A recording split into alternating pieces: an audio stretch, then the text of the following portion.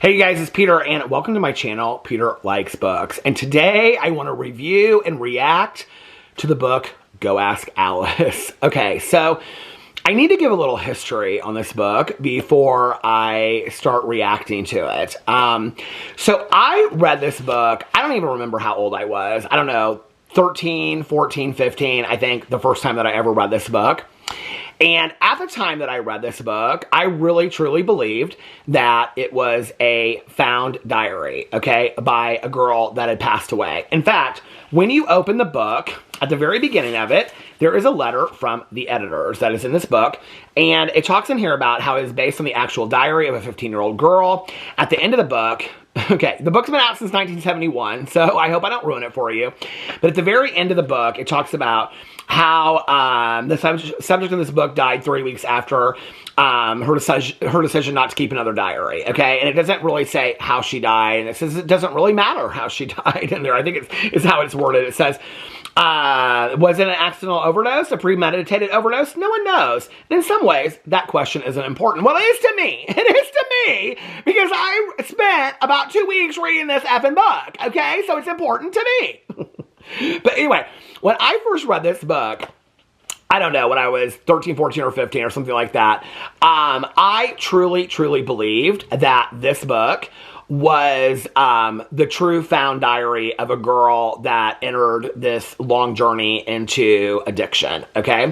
Now, for those of you that do not know, my own journey with addiction started when I was about 12 years old. By 12, I was pretty much drinking by myself on a pretty regular basis. Early high school, started drinking, doing drugs with my friends. I got sober at 22 and a half years old. December 17th, 1994 is my sobriety birthday. I just celebrated 30 years sober in December. I am sober by way of a 12-step program. I respect all ways to get sober. I just don't want addicts and alcoholics to die or ruin their lives, which is why I share my story so much. But at the time that I read this book, I was at the beginning stages of my addiction journey, okay? And I will tell you that reading this book just made me even more want to use. It just made me even more want to try different things. I can remember that at the time, reading the book, being like, oh my God, Alice's life, Alice's life. When I think back on this book, I think about Alice, like if you had asked me, I don't know, 10 years ago, how old do you think that, you don't even know that her name is Alice, first of all, okay? The book, the name Go Ask Alice is from the song White Rabbit by Jefferson Starship, okay? With like Gracie Slick. It actually says that in here in the first page. Underneath all this kind of stuff. People say that the new editions of this say that it's a work of fiction, okay? It does not say, in my version, which came out in 1998, it does not say that it's a work of fiction. But it does say, Go Ask Alice, taken from White Rabbit, written by Grace Slick, copyright 1967, okay? So there's like one lyric to it in here. There's a part in where she's in the park in California and she talks about this girl named Alice. But other than that, there's like, and there's one line from the song in it, but other than that, I think maybe 2 lines from the song, there's no real reference to Alice, who I think all these years I thought her name was Alice. You don't ever know what her name is, okay? Her name could be Judy Smith for all we know. So anyway, all these years, I truly believed that this was a found diary. Like literally, if you had asked me 4 or 5 years ago, I'd have been like, oh yeah, like that's a found diary. Now, after the fact, all these other found diaries came out, like Jay's Journal, which is about this kid that falls into the occult, which I'm going to read all these books and do reactions to them because I had such a great time reading this book. So there's Jay's Journal, which came out, and they were all edited first by this woman named Beatrice Sparks. Okay, Jay's Journal and this one were both edited and put together by Beatrice Sparks, which we'll get to in just a second. But the rest of them are by other people. There's like 10 of them out there, and each of them kind of deal with a different issue. So this one is about drug addiction, okay? The second one, Jay's Journal, that came out was really about satanic panic, and it was really about the occult and things like that, and people getting into Satan worshiping and things like that back in the 80s and early 80s and things like that. That's really what that one's about. Then there's like one called like It Happened to Nancy. I think it's about teen pregnancy. There's one about HIV and AIDS. There's one about, there's one for every topic that a teenager could ever face, right? So I'm talking about this book in a video, I don't know, maybe a year and a half ago. I think it was like sooner than that, like a year ago. I was talking about this book. I referenced this book in a drama video that I did over my drama channel, Peter Monn. And somebody commented and said, did you not know that that book was propaganda from the Mormon church? And I was like, what? Now, I love conspiracies like this, okay? I just have to tell you, I love conspiracies like this all day long. That's the kind of stuff that I fall down the rabbit hole with. So I was like, this is a conspiracy. This is fake. This book, I was devastated. I was devastated, okay? So I started looking into it, and I actually, on my drama channel, on my Peter Monn channel, I did Go Ask Alice is Fake, okay? This video about it. If I find it, I'll link it underneath there if you guys want to go watch it. So I did this whole video about Go Ask Alice, this book is fake, okay? And that it was basically this woman, Beatrice Sparks, that wanted to be a writer, and she had been a counselor within the Mormon church. And so her purpose for writing this book was with this minister that she had worked with. It was supposed to be propaganda for teenagers to not use drugs, okay? I don't think she achieved her mission just because Alice dies at the end of this book, okay? The book really highlights, if you want to have a fun life in the 70s as a teenager that don't follow no rules, okay? That's really what this book is about, if you want to know the truth, okay? And when you find out at the end of the book that Alice is actually, or whatever, we're just going to call her Alice, okay? That Alice is actually, she's just turning 16 at the end of the book. When you find that out, okay, what it means is, like, at 14, she was starting a store in Berkeley, California with this friend of hers that they had run away from home, okay? Like, the book makes absolutely no sense, but I 100% bought into it when I was growing up. I loved this book, okay? So I went down this rabbit hole and I found out about how this is actually, none of this is true, okay? None of it is true whatsoever, which we'll get to in just a second. This book is completely fake. I guess the newer editions have in here that they say it's a work of fiction. Mine does not say that it's a work of fiction. So then I went in and I did deep. There's like a whole book. There's been documentaries that's been put out about this now. So that's come out about this Beatrice Sparks, and the whole thing was faked, and she is all propaganda that she was part. It wasn't necessarily directly linked to the Mormon church, but she was part of the Mormon church, which is why they call it Mormon propaganda. Okay. It was basically propaganda to get teenagers not to use drugs. Jay's journal, none of this is true. There's not any of this that's true. Jay's journal, part of it was true, that his parents gave to Beatrice Sparks to do the second book, but then she expanded upon it, which his parents were not happy about, okay? That she lied about half of it. So that got her into a little bit of trouble, which is why Jay's journal, I believe, is the last one that she did. But there's whole books written about Beatrice Sparks and who she was and things like that. Okay. So I did that video, and then I think I had a copy here, but I ended up buying a copy, I think at Half Price Books or something like that, this copy. And I was like, because I couldn't find my other copy of it. And I was like, and then I ended up finding the other copy of it. But I was like, I want to reread this again, okay? Because I want to see what all the hype's about that I bought into. So I started reading this book. And the book ended up taking me 2 weeks to read because I would just read a couple pages a night. I actually thought it was a quicker read than it is. So if you guys don't know what it is a journal from this girl. And she must be 14, maybe younger than that at the time that the journal starts. The journal actually spans about 3 years. I thought it was my memory was that it was 6 months or a year in the life of this girl named Alice, which I would have sworn her name was Alice. I didn't even remember that was you don't ever know her name. So it starts off, and at the beginning of it, okay, this was the part that I had with it. Now, I will tell you, I ended up loving this book, okay? I ended up loving this book. It's so cheesy. It's so corny. It's so unbelievable. But at the same time, I got so invested in her life. I mean, so invested in her life. Okay, so when it starts off on, hold on a second. So at the beginning of it, it tells you that this is a found diary from this girl. Not a definitive statement, blah, blah, blah. It's highly personal. But it doesn't say anything about it being fake in here. So you go into it reading that you believe this is this journal of this girl's. And so it starts on September 16th, and it's about this girl, and she's very godly. She's talking about God's creation. She's talking about all this kind of stuff. And this guy that she was in love with, Roger, she talks about him the whole book. If she just stayed with Roger, everything would have been worked out. First of all, part of this book that's interesting is it was released, I believe, in 1971, okay? When you read this book, it is very much a book of that time, okay? She very much, the sentiment, and it is also very much a conservative belief of women at that time. That women's roles at that time, from a conservative point of view, which is interesting to me because if you think about the late 60s, early 70s, okay, that was really the beginning of women's liberation in our country, okay? So when you think about this book, Alice's goal is really to be a wife and to be a mother and to be the best cook she can possibly be, okay? The fact that those dreams get kind of sideswiped so that she can go off and do all kinds of drugs, it's not even just about the drugs. I mean, she does a lot of stuff in here. She runs away, all this kind of stuff. So anyway, when the book starts, she's like falling in love with this Roger, then she's not interested in this Roger, and then she's talking about wanting to get along with the people at school. Okay, so this is the part that got me right from the beginning. When you go in here, she writes right to the diary. Diary, you'll have to wait until tomorrow, or I'll have to go through the long lecture again about my attitude and my immaturity. I mean, she talks about herself like a parent would talk to a kid in the 70s, okay? And at one point, she says something about the kids. She refers to it,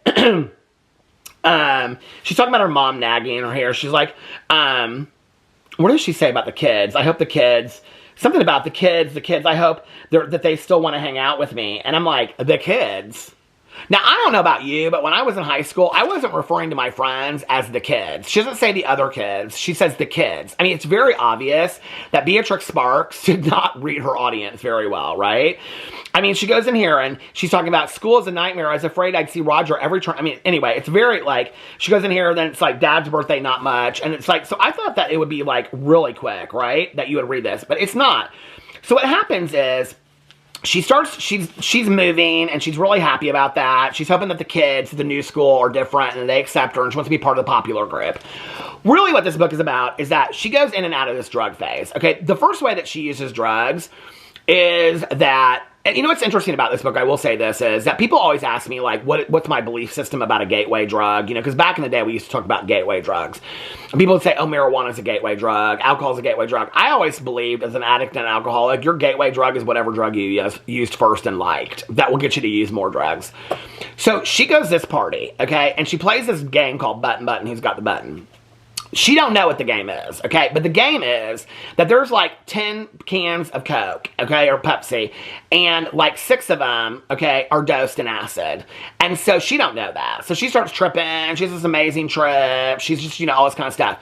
So then that's what puts her on this whole, like, drug journey. Then she's, like, hanging out with this girl. They're, like, feathering their hair. I don't remember if they did that. But anyway, she's hanging out at thrift stores. I mean, it's very, like... And all of a sudden, her language switches. It's no more like, oh, God, I love you so much. Please make me the most perfect child in God's eyes. All of a sudden, it's like, man, F these... She doesn't cuss at all in the book. But she's like, man, my parents don't understand me and my friends at all. Like, we're grooving to the times. I mean, her language completely changes in the book. And I, like, was living for it. It was cracking me up, right? So then her and her friend start dating. First of all, this book is so homophobic, okay? Because all these times, there's all these times in the book that some girl hits on her or wants to kiss on her neck or something like that. She's like, I kind of wanted to, but then I think maybe I'm not that way. I'm not that way, right? So that's the first thing. Then her and her friend are dating these guys that are drug dealers, okay? And the issue that she has with them, she don't have issues with them dealing drugs or all this kind of stuff. She has issues with the fact that they made her deal drugs to elementary school kids. She did it, though. She was dealing drugs to elementary school kids. Bad, Alice. Okay. So then she's mad at him. So then she turns them into the police. Well, then everybody thinks she's a narc. Well, I mean, girl, of course, Beatrix Sparks. We already knew that, okay? That snitches get stitches. We learned that in 6th grade. So then Alice is like, oh my God. I mean, they're going to come and get me. They're going to come and get me. So then her and her friend Candace, or whatever her friend's name is, they go on the run, okay? And they end up in Berkeley. Now, this part of the story, when I looked back on it, and she's like, at the time, would have been like 13 or 14, okay? So she and her friend, they like want to open this store in Berkeley. Her friend starts working for some jeweler, and she's working for she's working for a jeweler. I don't know. But anyway, then there's this woman, and she's got this penthouse apartment, and they end up coming all this weird shit happens. And then this woman's like drugging them, and they're partying there every night. And then the woman's trying to pull moves on her because she's a lesbian. And then like all this weird shit happens.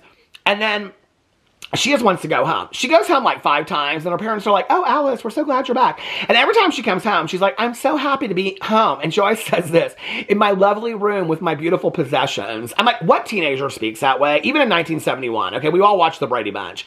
I I don't remember Marsha being like, I love all my beautiful possessions. I mean, she literally says that. I'm so happy to be at home with my beautiful possessions and my bed, my beautiful bed and my lovely possessions. It's so weird, okay? And her sister is clued in like a mile away. First of all, her sister can make the best peanut brittle in the entire world. She even got grandma beat, okay? This book goes from one angle to the next, okay? First of all, grandma and grandpa, they both die in the book, okay? And then one part of it, her sister, she's like, well, Sally, she's like, Mom and I got real upset with her because Sally can make better peanut butter even than grandma, even Grammy. She can make better peanut butter than Grammy. I'm so happy that I'm back with my family again in my lovely home with my beautiful possessions. The very next day, she's like, man, we are grooving on life. I can't wait to get back to taking acid again. I mean, girl, she is a mess, okay? But then there's this one part in there where she finds out that her and Candace, or whatever the chick's name is, their boyfriends that they should have turned in because they were drug dealers to like elementary school kids, which I don't condone at all. I think that's horrible, okay? But Alice was part of it too, right? She finds out that they're fucking, they're boyfriends, and they were just keeping Alice and Candace as like, you know, that they were just like beards to them, right? And she's like, I'm glad they got what they deserved. And I'm like, oh, homophobic much, Alice? So anyway, she was upset that they were going to come for her, but then when she found out that they were boyfriends, she didn't care anymore. She was like, they got what they deserved.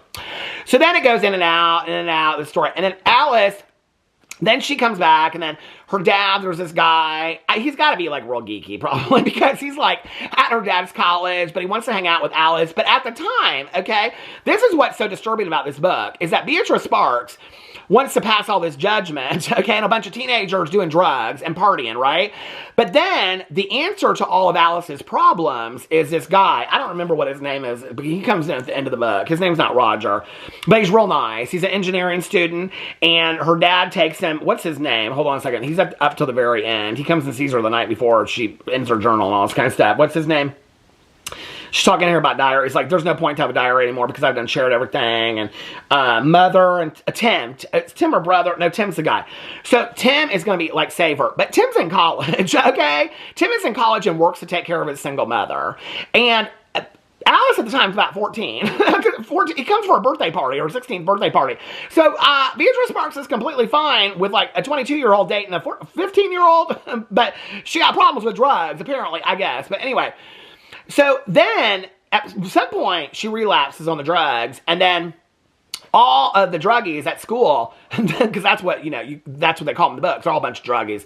It's the popular kids that are like preppies and they're Christians, and they all look down on the druggies. And then she just can't ever get that off her shoulders. Well, the problem is, Alice, that you've been doing drugs through the whole book. So, of course, nobody's going to accept you like that. But she just wants to get back in with the popular group. She is like, you want to talk about pick me, she is the epitome of it, okay? I mean, she is the epitome of it. And these kids are like, no, she is a disaster. We don't want nothing to do with her anymore. I remembered from the movie, which I haven't seen in years, I gotta watch it again, but I remember from the movie there was a scene where she's like in this closet and she couldn't get out. In fact, one night in my vlog, I said, I've not gotten to that part where she's beating on this closet. Well, that's at the very end of the book, okay? And so she's beating on this closet because she done turned these girls in again. Alice don't ever fucking learn her lesson, okay? That snitches get stitches. So these girls are pissed at Alice, and they're like, we are gonna fuck her up. I don't ever cuss over here. They're like, we are gonna screw her up, okay? So they come and they dose the owner's peanuts, chocolate-covered peanuts or something like that. Peanuts, I said with a T, with acid, okay? Well, Alice, she just can't help but keep herself off the candy, okay? So she starts eating this candy. All of a sudden, she's calling her mom, telling her mom, come pick this baby up because they done dosed the peanuts, okay?